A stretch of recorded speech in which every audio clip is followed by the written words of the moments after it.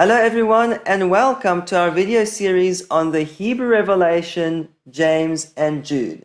This is session number 1, the Book of Revelation, an authentic Hebrew manuscript.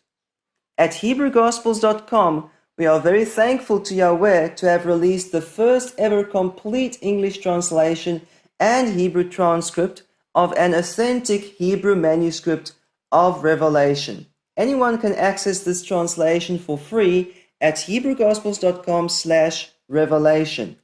So if we click here on View Transcript and Translation, it opens up the PDF translation in a web browser.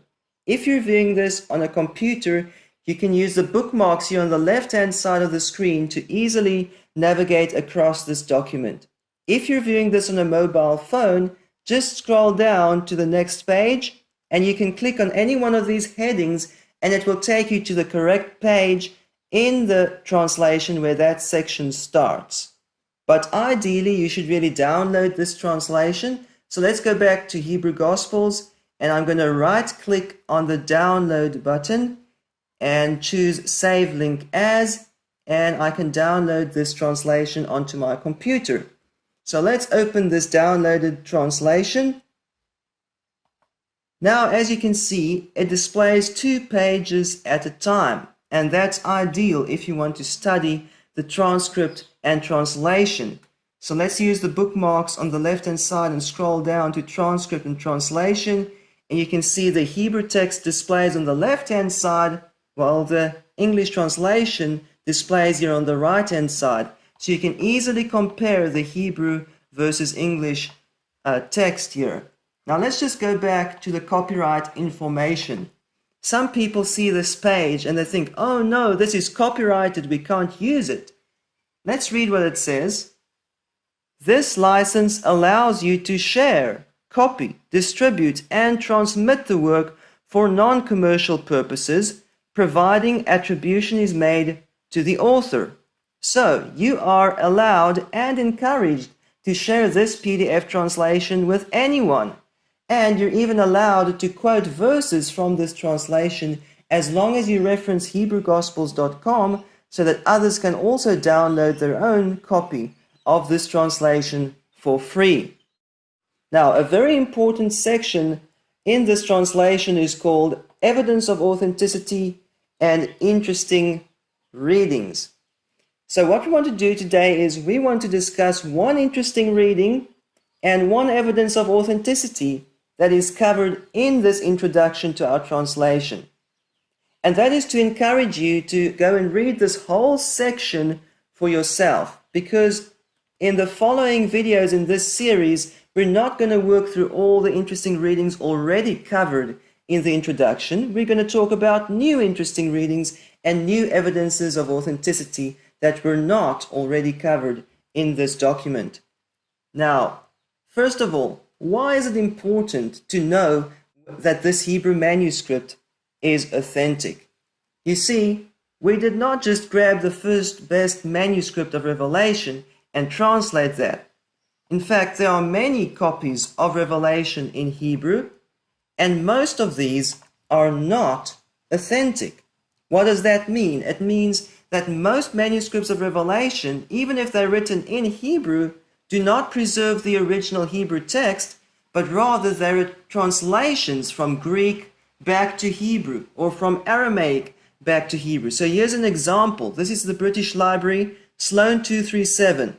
And this manuscript has received a lot of hype on the internet, and a lot of people talked about it and made videos about it. However, if you carefully compare the text in this Hebrew manuscript with the Syriac Peshitta, you will see that it's virtually the same.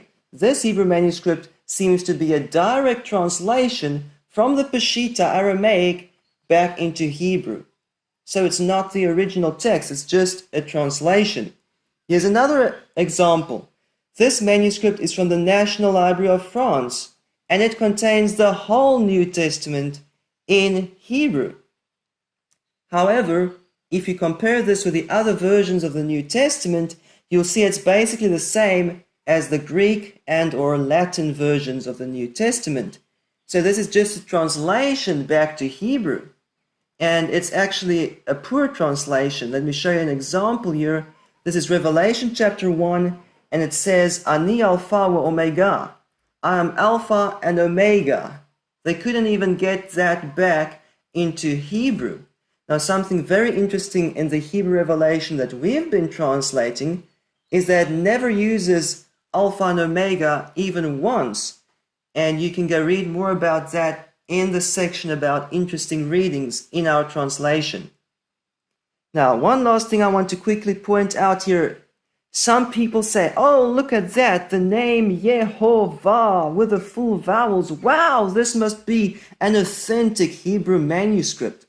But that's a lot of hype, and it's a big misunderstanding, because the name Yod-Heh with these vowel points occurs even in direct translations from Greek back to Hebrew. This is the France Daily's translation. Everyone knows this was translated from Greek back to Hebrew. And it uses the name Yod-Heh with the vowels of Adonai. Remember, by tradition, the Jews didn't pronounce the name Yod-Heh. They read it either as Adonai or Elohim. And that's why they also put Adonai and Elohim's vowels on the name Yod-Heh. And unfortunately, that gave rise to the false pronunciations Yehovah and Yehovah. But those are just Adonai and Elohim's vowels. We have a whole video series about that. Now, the exact place where the name Yod-Heh appears in a manuscript could help to show whether it's authentic or not. But not just the fact that the name appears, and especially these vowels of Adonai don't prove anything about authenticity. So let's go back to the translation, evidences of authenticity and interesting readings. That's why this whole section is important, because it shows you that this Hebrew manuscript that we've been translating is not just a copy from Greek or Aramaic back to Hebrew, but rather it preserves the original Hebrew text of Revelation. So let me also show you what the manuscript looks like. We obtained special permission from the Cambridge University Library to reproduce photos of the translated folios of this manuscript. This is 00.1.16 from the Cambridge University Library. So as you can see, this Hebrew Revelation is written in a very small cursive script.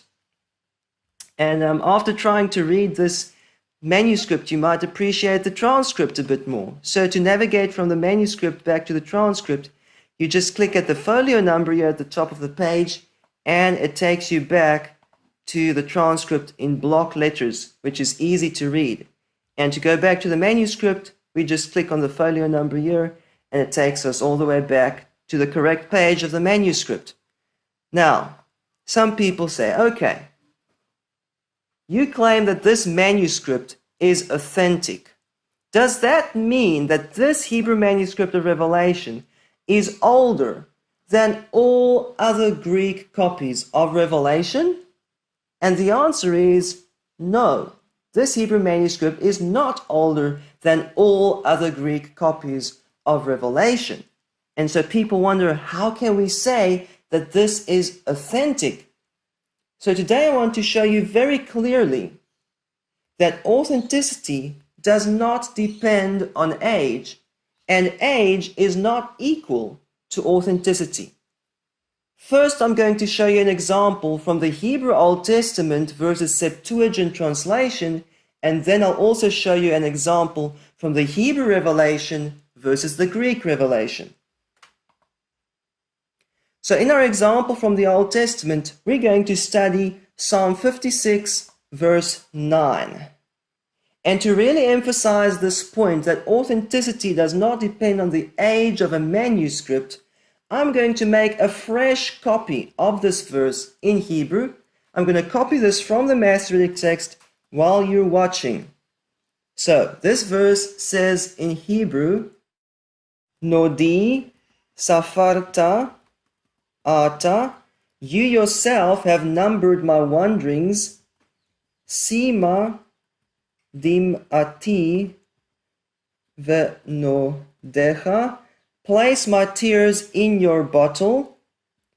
halo besifratecha, are they not in your book? So that's the Hebrew text of Psalm 56 verse 9. Let's go ahead and compare that with the Greek Septuagint translation. So at the bottom of the screen is the famous Codex Vaticanus. It's one of the oldest Greek manuscripts of the Old and New Testament. And quite naturally, people are inclined to think that if it's older, it's better. If it's older, it's more authentic. This Greek manuscript is roughly 1,650 years old. So let's do the math. Let's say that the Hebrew text at the top of the screen is about 3 minutes old at the time of this recording, and the Codex Vaticanus is roughly 1,650 years old. If you do the math, you'll see that that means the Codex Vaticanus is almost 300 million times older than the Hebrew text at the top of the screen. However, everyone knows, and all scholars agree, that the Old Testament was first written in Hebrew and then translated from Hebrew into Greek. No scholar in Hebrew and Greek will tell you that the Old Testament was first written in Greek and then translated into Hebrew. So that's a fact. Everyone knows. It doesn't matter if this Hebrew transcript at the top is a new, fresh transcript. It's not even a manuscript.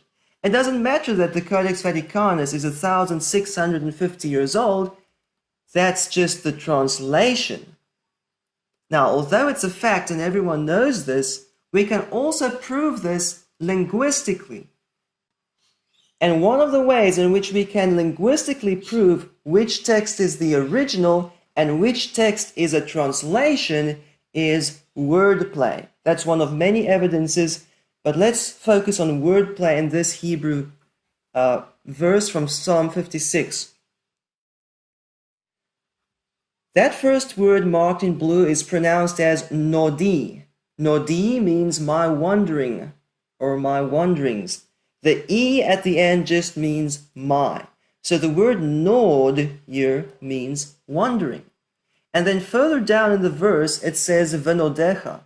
The v is in, the echa at the end is your, and nod in the middle means bottle. That's the Hebrew word for bottle. And just to clarify, it refers to a skin bottle, not a glass bottle. So this is called a Hebrew word pan, because these two words, nod and nod, sound exactly the same when you pronounce them. That aleph is silent in the word nod. So if you're going to listen to someone reading this text in Hebrew, you're going to hear nod and nod. And it's going to catch your attention. And you're going to think, what's he trying to say? What's the meaning?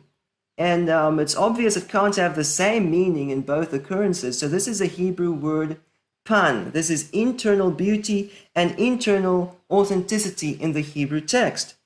This Hebrew verse in Psalm 56 verse 9 also contains a second Hebrew wordplay. And this is called internal rhyme, also known as paranomasia, where the same root letters are repeated. So this word is safarta, that means you have numbered or counted, and the root here is safar, samek, pei, and reish. And that root word means to count or to write. And then right at the end of this verse, we have besifratecha. The b is in, the techa at the end means your, and sifra means book. And sifra is from the same root, samek, pei, reish. So the same root word is repeated twice in this verse in Hebrew. So there's two Hebrew word plays in this one verse in the Hebrew text. What happened to these word plays in the Greek translation? Let's see. The first Hebrew word nod was translated into Greek as zoein, meaning life. So nodi, my wandering, in Greek became tein zoein mu, meaning my life. So can you see they're interpreting the text, trying to explain the meaning. But it's just a translation and an interpretation. It's no longer the original. Then the second occurrence of nod in Hebrew, which is now the pan with the first occurrence, in Greek that became enopion. Venodecha enopion su. Now in Greek that means before you, not in your bottle. So again, they're changing the meaning, interpreting the text, trying to explain to you what they thought it meant. But can you see what happened to the word pan? It was lost in the Greek translation because zoein and enopion don't sound the same. So it's not going to catch your attention, it's not a pun anymore, and the original authenticity is lost in the Greek translation. It doesn't matter if this Greek manuscript is millions of times older than the Hebrew text. We can prove linguistically which one is the original and which one is the translation. What happened to the second Hebrew word play? In this verse, in the Greek translation, the Hebrew word safarta was translated in Greek as exengela. Safarta means you have numbered, and exengela means I have proclaimed. So they changed the meaning, and then sifra, book, was translated in Greek as epangelia, meaning promise. Now, as you can see, these two Greek words marked in red do look a little bit similar. And that's because these two words both contain the element of angelo, to announce, in them. However, in Hebrew, safarta and sifra are from the exact same root. They're not compound forms. In Greek, these are two compound words. The first is a compound verb, and the second is a compound noun. So in Greek, only half the way that these two words are formed is the same. So there's still a little bit of wordplay left here in the Greek translation, but it's not nearly as impressive as in the original Hebrew version. And this will also help to explain why in the Greek New Testament there is still some wordplay. And many people will say, wow, we've got Greek wordplay in the New Testament. It was originally written in Greek. But you first need to compare the Greek and the Hebrew versions, and then it will become very clear which one is the original and which one is the second-hand translation. Now let's do the same thing with the Hebrew revelation versus Greek revelation. We can show linguistically which is the original text and which is the second-hand translation. So this example is from Revelation chapter 2, the letter to Smyrna. Now, in any translation, you can see that there is keyword repetition in this letter. And for example, in the introduction, at the beginning of the letter, it says, the words of the first and the last who died and came to life. In the exhortation, in the middle, it says, be faithful unto death. And in the promise, right at the end, it says, the one who conquers will not be hurt by the second death. So the word die or death is repeated 3 times in this short letter. But this keyword theme can be seen in basically any language, in Greek, Hebrew, Latin, Aramaic, English, Afrikaans, you name it. So this cannot show that any particular version is the original. However, in the Hebrew version of Revelation, a second keyword theme is visible in this letter to Smyrna. And this keyword theme is based on the word suffering, in Hebrew, tsa'ar. So in the acknowledgement at the beginning, it says, I know your works and your sufferings. In the exhortation, it says, you will have suffering for 10 days. And in the promise right at the end, it says, whosoever overcomes will not have suffering from the last death. Suffering, suffering, suffering 3 times, at the beginning, in the middle, and right at the end, to tie everything together. Now let's compare the Hebrew, Greek, and Aramaic versions of Revelation chapter 2, and it's going to be obvious which one preserves the original wordplay and keyword repetition, and which versions are merely translations. Here's a table showing the 3 occurrences of tsa'ar in the Hebrew Revelation. This is tsa'arotecha, your sufferings, wahatsa'ar, and the suffering, and the tsa'ar, suffering. The same word repeated 3 times at the beginning, in the middle, and the end of this letter to Smyrna. Let's compare the Greek version. The Greek version uses thlipsin the first time. That's the Greek word for tribulation. And then it is repeated a second time, thlipsin, tribulation. But then right at the end, where the Hebrew repeats the same word a third time, the Greek simply has adikethe, meaning will be hurt. Now, maybe you can see a logical connection between tribulation and will be hurt. But there's no linguistic connection between the two. There's no wordplay between these two terms in Greek. And the same in Aramaic. We have ultsanah, your tribulation. Ultsanah, the tribulation. And then right at the end, nehar, will be hurt. And the same in Latin. The word for tribulation appears twice, and then the word for will be hurt, which is totally different, right at the end. So can you see, part of this keyword repetition was preserved in the Greek text, and in the Aramaic, and in the Latin. But it wasn't fully preserved. It's not repeated a third time to tie the whole thing together right at the end. But in the Hebrew, because it's repeated a third time, you can see this is intentional. This is internal authenticity and internal beauty in the Hebrew text. Now, did you know that this Hebrew word play cannot be reclaimed from the Greek translation? So let's just go back to our example of the Hebrew Masoretic text versus the Septuagint. We discussed just now how that most of the Hebrew wordplay was lost in the Greek translation. Okay, now what would happen if we take the Greek text of Psalm 56 verse 9 and translate that back into Hebrew? Will we be able to reclaim the original Hebrew word pun? And the answer is a clear no.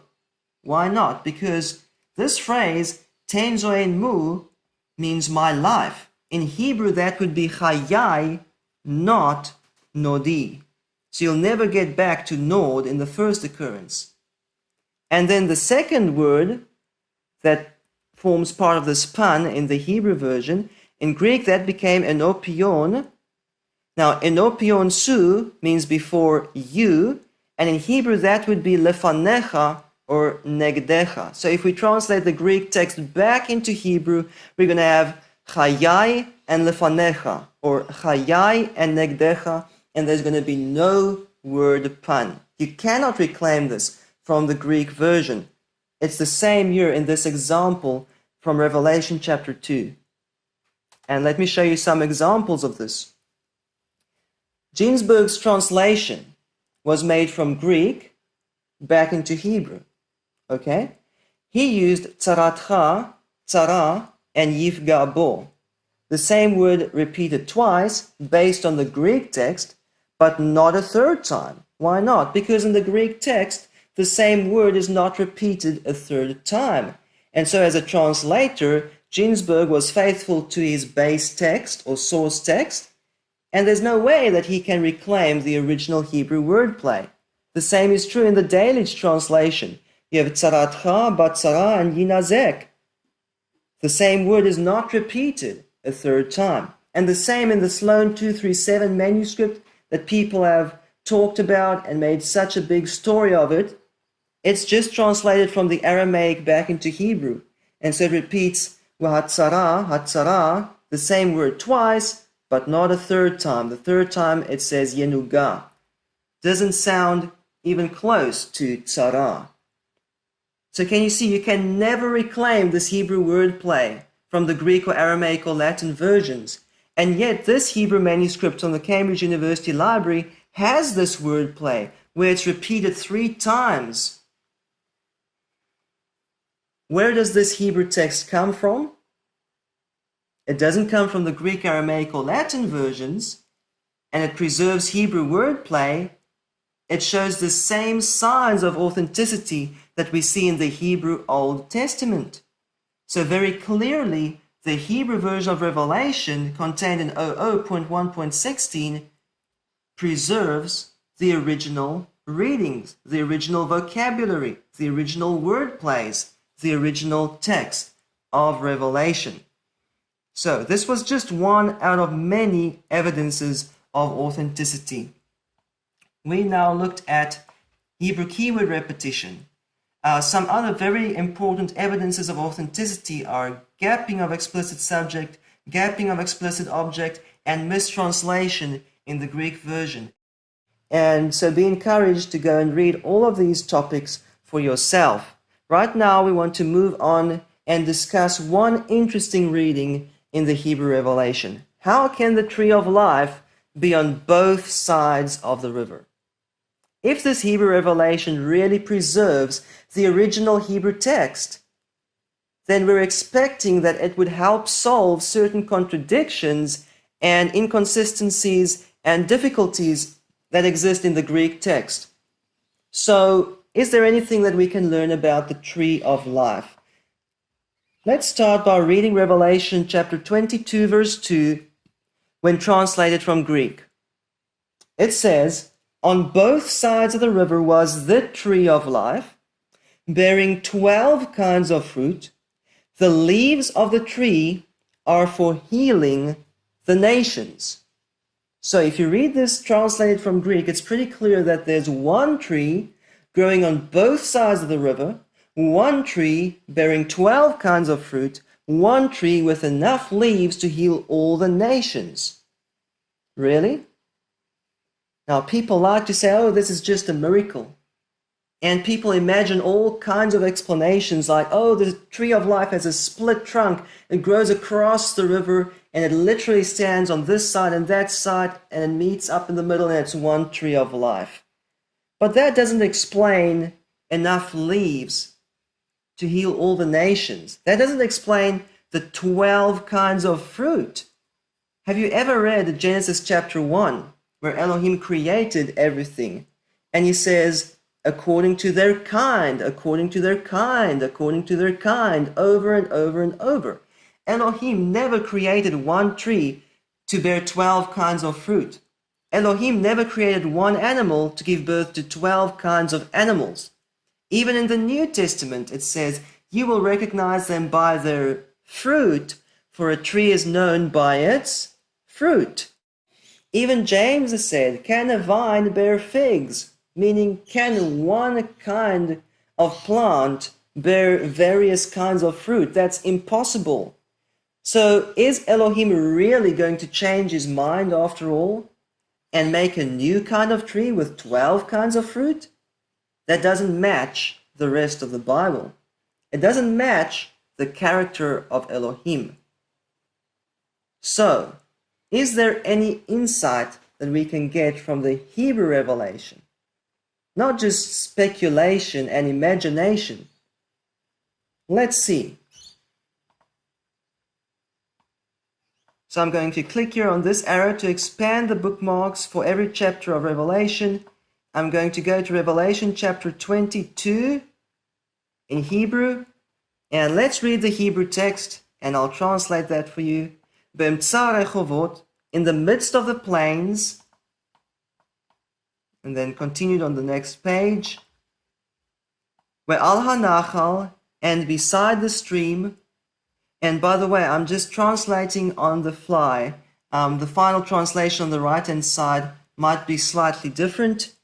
So it says, and beside the stream, Ya'aleh al sfato, there grows up on its bank, mizeh umizeh, on this side and that side, listen carefully, kol eitz ma'achal.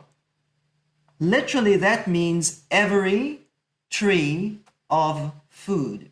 Now in plain English that means all kinds of fruit trees. Isn't that very clear? Not one tree, all kinds of fruit trees. And then it says, We'etz hachayim, even the tree of life.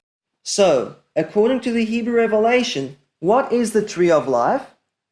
The tree of life is kol eitz ma'achal, every kind of fruit tree, or all kinds of fruit trees. Now, some people get confused and they think if it says the tree of life and it uses the singular form tree, it must refer to one single tree. But it doesn't work that way in Hebrew. In Hebrew, if you want to refer to all fruit trees together, you would normally use the singular form eitz, and that's used collectively, just as in English you say fruit to refer to all kinds of fruit. And in Hebrew, for example, they would say waters, and in English we say water. So Hebrew and English is not always going to work the same way. And in Hebrew, if you want to refer to all kinds of trees together, you use the singular form eitz. Let me show you. We can already see this in Genesis chapter 1. Genesis chapter 1 says, Vayomer Elohim, then Elohim said, Tadshei haaretz deshe, let the earth cause to sprout vegetation, Aisev mazriya zera, plants bearing seed, Eitz pari ose pari lemino, fruit trees bearing fruit according to their kind. But in Hebrew, literally, it's a tree of a fruit bearing a fruit to his kind. This means fruit trees bearing fruit according to their kind. If you want to refer to all fruit trees together, in Hebrew, you'll use the singular form eitz, and it doesn't even suggest a single tree. On the other hand, when the plural form is used, eitzim, trees, plural, that normally refers to wood, trees that have been cut down. The plural form can also be used to refer to a specific number or percentage of trees. But all trees, all kinds of fruit trees, is called eitz, the singular, to refer to everything together. So if we read here in Revelation, Kol eitz ma'achal, ve'etz hachayim, all kinds of fruit trees, even the tree of life, that singular form, eitz, is the correct one to use to refer to all kinds of trees. And this solves the whole contradiction, because all kinds of trees can grow on both sides of the river. All kinds of trees can bear many kinds of fruit. So you can compare this with Ezekiel chapter 47, where it says on both sides of the river were extremely many trees. But in Hebrew it says extremely many tree, because that's the normal way to say it in Hebrew. And this explains, وَعَلَوَ يَشْنَيْ مَسَرْ مِنَيْ pirot, and on it was 12 kinds of fruit. This is also explained in Ezekiel chapter 47. Every month, it says, these trees will bear fresh fruit. Every month, that means 12 times a year. And so here in Revelation, it just says 12 kinds of fruit. But that means between all kinds of fruit trees, there will be fresh fruit every month, because it's not just one tree and it's not just one kind of tree. And then this last phrase, وَهَيَا پِرْيُو لَمَأَخَالْ وَعَلَيْهُ لِتْرُفَا, that's a direct quote from Ezekiel chapter 47. And its fruit will be for food, and its foliage for healing. So this Hebrew revelation solves the whole contradiction about the tree of life. And it's not ambiguous. Why? Because it has this one little phrase, Kol eitz ma'achal, all kinds of fruit trees, and that explains what the tree of life is, and it solves the whole contradiction. Now, let's also look at this verse in the Hebrew manuscript, just so that you can see that I didn't make this all up. So this is Revelation chapter 22. Let's zoom in, and we need to read in verse 2. It says, Be'emtza rechovot, in the midst of the plains, Ve'ala nachal, and beside the stream, Ya'ale al sfato, there grows up on its bank, Mizeh u'mizeh, on this side and that side, Kol eitz ma'achal, all kinds of fruit trees, Ve'etz hachayim, namely or even the tree of life. So the Hebrew revelation solves the whole contradiction. It's not one tree bearing 12 kinds of fruit. It's just that all kinds of trees are referred to as tree in Hebrew. And this solves the whole contradiction. So, let's sum up. What did we learn today?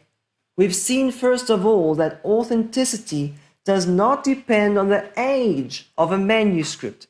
We can prove linguistically which one is the original and which one is the second-hand translation. We can do that with the Old Testament, and we can also do that with the New Testament.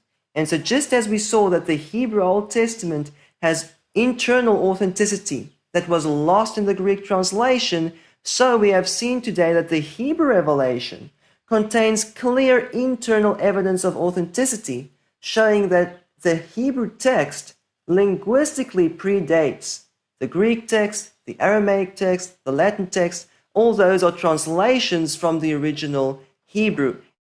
And then we've also seen that because the Hebrew revelation preserves the original Hebrew text, and it's not just an interpreted translation, it solves certain contradictions that exist in the Greek version. For example, the tree of life on both sides of the river. And you can read about more similar examples in our translation in the introduction. So I hope you found this interesting. Next time we want to cover another very important contradiction in most Bibles. Who is the morning star? Yeshua or Hasatan? Jesus or Satan? So until next time, Shalom in Yeshua Mashiach.